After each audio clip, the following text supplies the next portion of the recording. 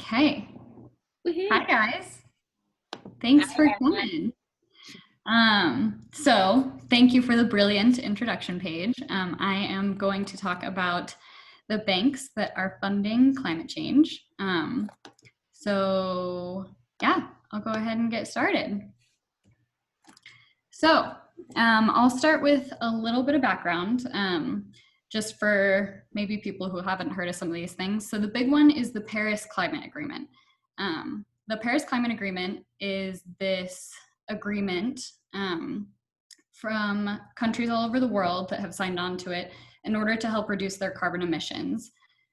So there's 196 nations and states that have signed on to the Paris Agreement and were signed on as of 2019. But at the end of 2020, the US will be leaving the Paris Agreement on orders from Donald Trump in 2017. So we will no longer be held up to the standards to reduce our carbon emissions as the rest of the countries on the Paris Agreement. So, boo. But the goal of the Paris Agreement, if I were to sum it up in just one quick sentence, would be to undertake rapid reductions in accordance with the best available science, and that's from their report. The next background is the IPCC report. So the IPCC is the Intergovernmental Panel on Climate Change.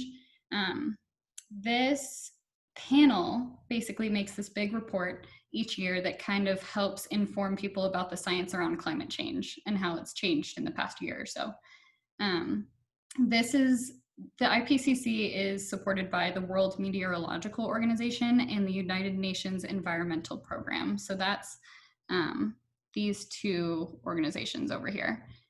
If I were to sum up the IPCC report into one sentence, it would be reducing global warming below 1.5 degrees Celsius of the temperature of the pre-industrial era. And that's kind of a mouthful. So let's take a look at a graph on it. And ew, gross, really confusing graph, but I'm gonna try and make it a lot easier to look at. So this graph is graphing global warming temperature versus year. So the IPCC report is kind of taking this blue section, and if you look up here, these are the lines in accordance with that. And so this is where the IPCC that's the goal, that's the dream.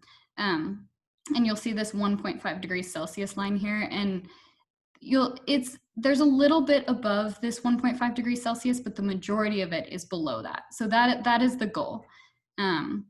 Now, if we look at the purple, this is no reduction whatsoever.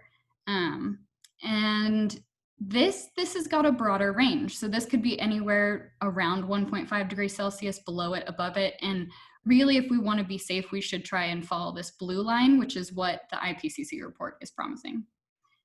So, as I said in my text, I am not a banking expert whatsoever. So I'm going to take a very, very basic level of banking knowledge and kind of sum it up here. So I'm sure it's a little bit deeper than this. So if you know more about banking, I apologize. But if we start here in step one, you place your money in a savings account. That bank then takes that money and uses it as a loan for other businesses and other people. The people who had the loan then pay interest on the borrowing for money, and then you earn some of the interest from that, but the bank keeps the remainder. So the interest that you earn from that is like interest on a savings account or something.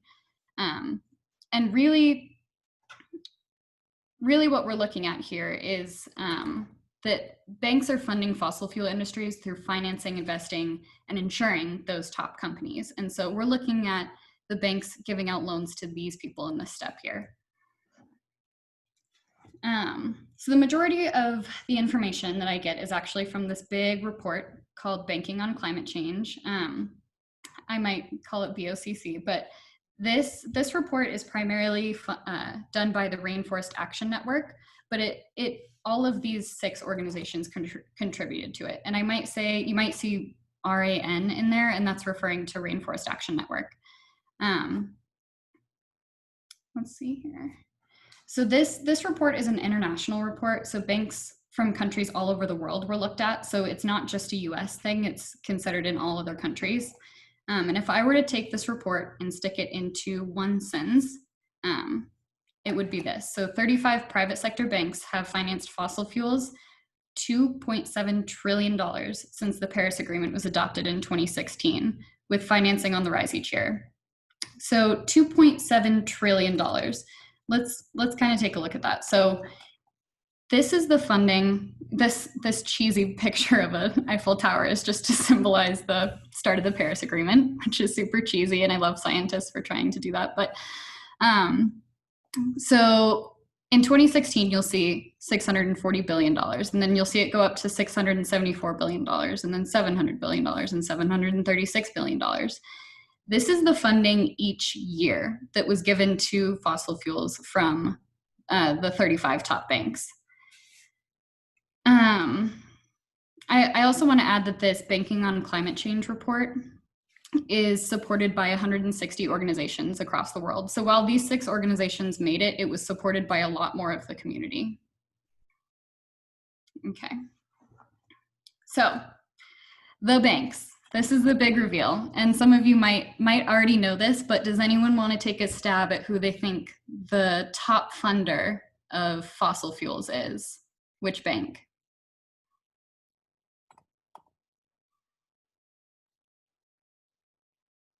I'm gonna guess Wells Fargo, just because, I don't know, they seem feisty. Fair guess. It's a good one. Bank of America, maybe. Bank of America, okay. Well, drum roll, big reveal. It is JP Morgan Chase. They have been funding climate change. They've been leading by 36%. But Wells Fargo, Bank of America, great guesses as well, because they're all in those top 4. In the 4 years since the start of the Paris Agreement, so in just 4 years, JP Morgan Chase has funded $250 billion to fossil fuel sectors, which is just an obscene amount of money to think about a bank giving to people. But yikes. All right. So let's go ahead and talk about how this is breaking down just a little bit. So if we look at expansion, so this report goes into like kind of which sections are being funded. And so if we look specifically at expansion, so these are companies that are actively expanding fossil fuels. JP Morgan Chase, Citi, Bank of America, Wells Fargo, all top funders of fossil fuel expansion companies. Which not that surprising given this total breakdown of all of them. But the next thing to look at is importing and exporting. So liquefied natural gas import and export companies, you'll see JP Morgan Chase coming in number 2 there. So this is transportation of fuels. And this is really dangerous because we're all human. We make mistakes, we make spills, we accidentally do things. And this is where it can be really dangerous for the environments that are surrounded by transportation. So we'll go into this breakdown a little bit. And this is going to be a breakdown of where funding is going into each sector of fossil fuels. So I'm going to start here with tar sands oil. And tar sands oil is just one of the worst. It is some dirty fuel for sure. And what tar sands oil is it's a combination of say, land, and water mixture. And I might be pronouncing this wrong, but I think it's called bitumen. And I'm sorry if I'm pronouncing that wrong, but bitumen is mostly hydrocarbons and it's used to make oil. And it's just some really, really poisonous, toxic stuff. It's really not good for the environment. But anyways, I digress. JP Morgan Chase coming in number 3 there. They are still hotly funding those. And as I said before, it's an international report that we're looking at. So if you don't recognize the name of a bank, it's probably because it's international. So like Bank of Montreal is Canada. But so if you do recognize a bank name, then it is US. So next, Arctic oil and gas. This is oil and gas companies that are drilling in the Arctic. Boo, we all love polar bears. Why would we drill in the Arctic? But humans do it anyways. So JP Morgan Chase, number 1. Are we surprised? Probably not. I'm just making sure I'm not. Okay. Offshore oil and gas. Offshore oil and gas is drilling in the ocean, through the ocean into the earth to get oil. JP Morgan Chase, number one. Boo, again.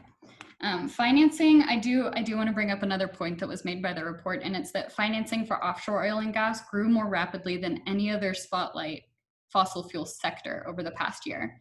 It leaped 134% between 2018 and 2019. So even just looking at these numbers, like look at how much this JP Morgan Chase went up from $2.3 billion to $6.7 billion, $3.6 billion to $7.1 billion, 2.3 to 9.1. So funding for offshore oil and gas has gotten a huge burst just in this past year alone, which is really unfortunate to think about. Next is fracked oil and gas. So this is terrestrial oil and gas, oil and gas on the surface level. And look at that, US ranking in top 4 slots, JP Morgan Chase, Wells Fargo, Bank of America. On this one specifically, I also want to bring up another point. You'll see here that JP Morgan, in 2018, JP Morgan Chase funded $12 billion, and Wells Fargo, $10 billion, Bank of America, $7 billion, Citi, $6 billion. But in 2019, it's much more even. So even though JP Morgan Chase had a reduction, all of these other companies kind of picked up the slack and just continued to help fund these companies. So there's a lot of, they kind of rely on each other, which sucks, but just something to point out.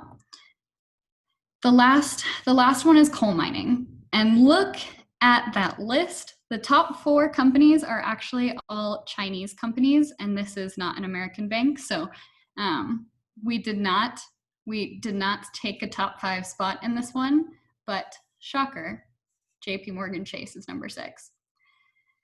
Boo, boo. Anyways. So if I'm gonna go back. I forgot a point that I wanted to bring up, so I apologize. For this expansion, finance to 100 of the biggest expanders of coal, oil, and gas fell 20% between 2016 and 2018, but then last year bounced back another 40%, which is a really shocking jump. And again, if you look at those numbers, you see like a big difference between these. So expansion has been big in the past year, which is unfortunate as well. Okay. So where's the funding going? These 3 companies are the biggest fossil fuel financing companies that were receiving financing from banks in 2019. So this is only for 1 year. And if we look at this very top spot, this is one of the biggest fracking expansion plans, companies with one of the biggest fracking expansion plans of any company in the world. So that company is ready to keep going on fracking. They are getting the money to do it, and that's really unfortunate. Now, these other 2 companies, they have a lot more impacts that I think you may have heard of once we go into it a little bit. And unfortunately, those are indigenous impacts. So Enbridge, the number 2 slot, $62 billion has been funneled to Enbridge for their tar sands pipeline. And again, tar sands, super gross, super toxic stuff that no one should, very gross. But the tar sands pipeline is called Line 3. This project is a direct violation of the Ojibwe treaty rights, and it's an illegal land grab. So the Ojibwe treaty rights are treaty rights for Indigenous people to hunt, fish, and gather on lands without any restrictions from federal or state government. So this pipeline is directly impeding Native people from being able to execute those treaty rights, which is really unfortunate. The next one is that number 3 spot is TC Energy. And this has been in the news more recently, so you may have heard of it once I kind of talk about it a little bit more. But TC Energy is a company that funded the Coastal GasLink pipeline, which was set to bring liquefied natural gas to export overseas markets. And it violated the native lands for the Wet'suwet'en tribe in Canada. And the reason that this was kind of a big deal is it's all in Canada as of right now. But TC Energy made this move on the pipeline without any consent from the Wet'suwet'en tribe. The tribe and allies have actually been protesting this for about 4 months, and this originally started with this rail blockade. So a big group of Indigenous people blocked the railway and that was shipping pipeline parts. And that was in the news for a little bit. And if you've heard of Greta Thunberg, she actually posted and supported the Native people on protesting this as well. So there is a little bit more talk about this, but it's really unfortunate that Indigenous people continue to be taken advantage of, including by the banks, essentially. So these companies are all super grimy, super gross companies, and we should not support any of these little funders. They're gross. Okay, so most of that information I actually pulled from that report, as I said, except for the past slide on Indigenous impacts, which is just stuff I knew personally. But if we're going to look at kind of another source, I found another link that also talks about very similar data and very similar information, just to make sure we're diversifying where we get our information from. So this is the World Resource Institutes. They have a green targets tool. And there's actually a lot of really cool stuff on this website, so I'd recommend checking it out if you want to. But I'm just going to take a look at actually this one graph right here. So before it looks too intimidating, I'm going to talk about what each of these is. So on the y-axis, you'll see annualized sustainable finance commitment. So that is a company, in this case a bank's commitment to finance sustainable companies or companies that are in sustainable energy. And then on the x-axis, you'll see average annual fossil fuel finance. So this is how much a company is actively giving to fossil fuels. Up here in the key, you'll see that the smaller banks are the ones with smaller circles and the large banks are the ones with larger circles. And the shade is kind of important. So over here, you'll see this is just a commitment. So the lighter the shade of the circle is, that means the less clear the commitment is to these sustainable companies. And the darker the shade is, that means their policies are a little bit more clear. Then finally, this line that goes through here, anything above this line, the sustainable finance commitment is larger than their fossil fuel finance provided. So these companies are generally on track to help fund more sustainable companies than fossil fuel companies. Below the line is the opposite. So they're funding way more fossil fuel companies than they've made a promise to fund sustainable companies. So this one is clearly an outlier because it has quite a bit of funding in fossil fuels, but quite a low commitment to sustainable financing. Does anyone want to take a guess at what bank they think this is?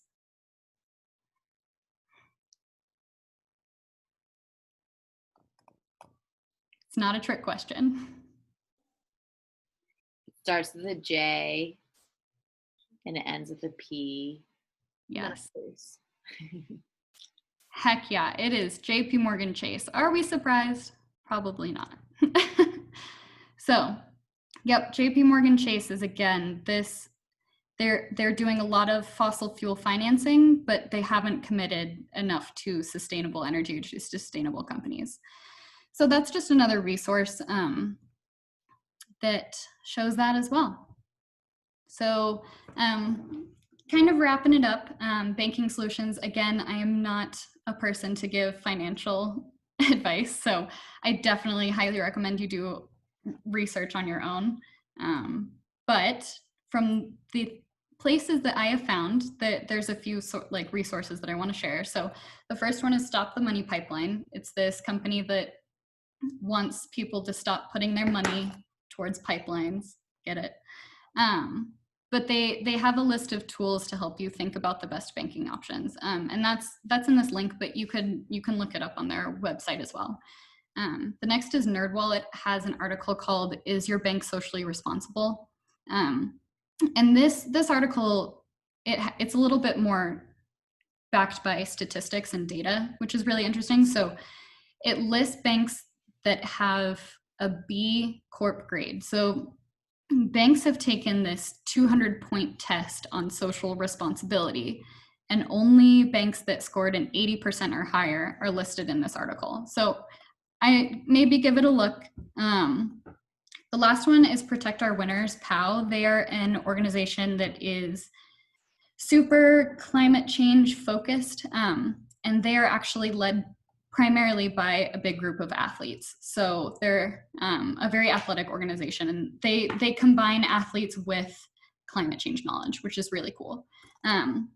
I love POW, you should look them up. But they have aligned with Bank of the West because Bank of the West has made some commitments to help combat climate change. And they have a whole statement on why they're with Bank of the West. Again, not giving climate advice, just sharing resources I've found. Based off of those resources and a few others that I found, they all kind of agree on several aspects. The first of those is to look local. So a small bank is going to have less of a financial impact with their investing, but they will be more likely to be more transparent on where they're putting your money. So for example, I use a local bank, a Colorado bank, and they give you an option on where you want your funding to be going. So when I'm putting money into my savings account, I have chosen the option to give my funding to environmental resources or environmental companies. And they have several different options. They have like an education one, a community one, but those local banks, they are going to be more transparent with you. So I definitely recommend looking into that. The second point is consider credit unions. I saw one person already has a credit union, which is cool, but it depending on what you're up to. Yeah, maybe look into it or your financial situation, but of course, no pressure. And the last one is Black, Indigenous, and people of color owned banks.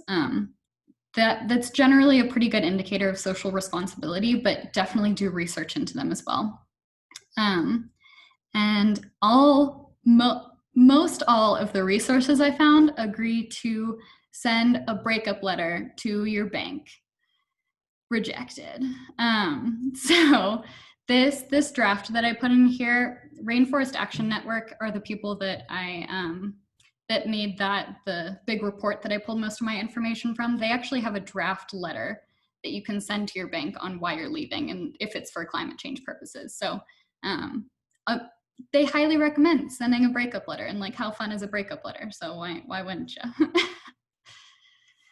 And because I'm an optimist, it's really hard for me to talk about really like sad, bad stuff all the time. So I have to end on a positive note. So I'm going to talk about some good news. The first thing is that 26 of the 35 global banks in that report that I went over now have policies restricting coal finance, and a growing minority, that even though it's only 16, also restrict finance to oil and gas sectors. So while this isn't a lot and some of them aren't super promising policies, it still is a start. And I think it's a good way for these banks to be held a little bit more accountable. The second is finance to the top 30 coal mining companies declined by 6% between 2016 and 2019. And finance to the top 30 coal power companies shrank by 13%. So coal power is definitely, it's on the decline. Seemingly, it's been trending as a decline over the past few years, which is great. The third is, well, the report that I looked at, the Banking on Climate Change report, focuses on private sector banks. There is some good news from public sector. So the European Investment Bank, which is the world's largest multilateral development fund, if that means anything to you, announced in November of 2019, after years of public pressure, that it will stop most of its fossil fuel financing in 2021, which is huge. Because really that is a way for private sector banks to follow the lead. And so hopefully that continues to be promising. And the last one is that the United Nations Climate Change Conference is set to take place in November of 2021 and is hopeful to bring more recommended restrictions for banks and financial institutions. Yeah, Elfin, that's all. That's awesome. Thank you, Emma. That was awesome.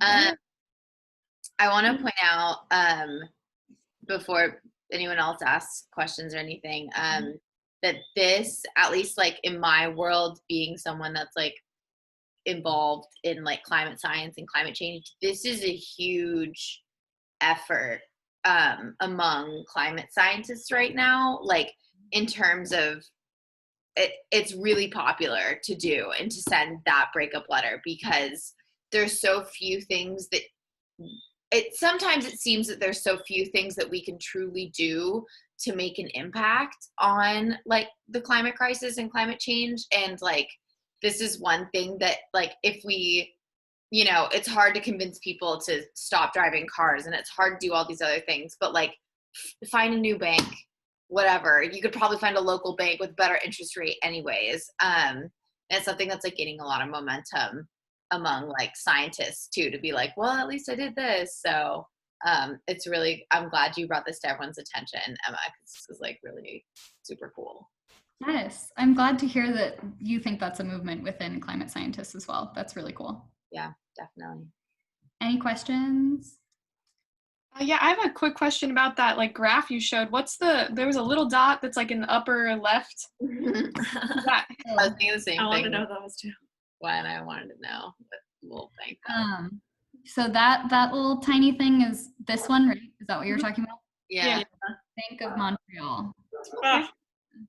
Right. And they're setting themselves up well. However, the clarity of their commitment is more unclear. So if weren't they on one of the people who are giving the most money to some, not coal, but something like that? Weren't they on one of those lists? Yes, yeah. They are on the list. And this is just, again, the y-axis is just saying that they have sustainable commitment. Got it. So it's not really like, are they funding sustainable businesses? Because it's not all the way there, but it's hopeful funding. It might be, Canada did just invest a lot of money into wind and wind power and offshore wind farming. So maybe they're a big funder of that as well. Mm-hmm. And that might put them high up on that y-axis, but they're still funding coal too. So that could be it. Yeah, a little bit of both. Mm-hmm.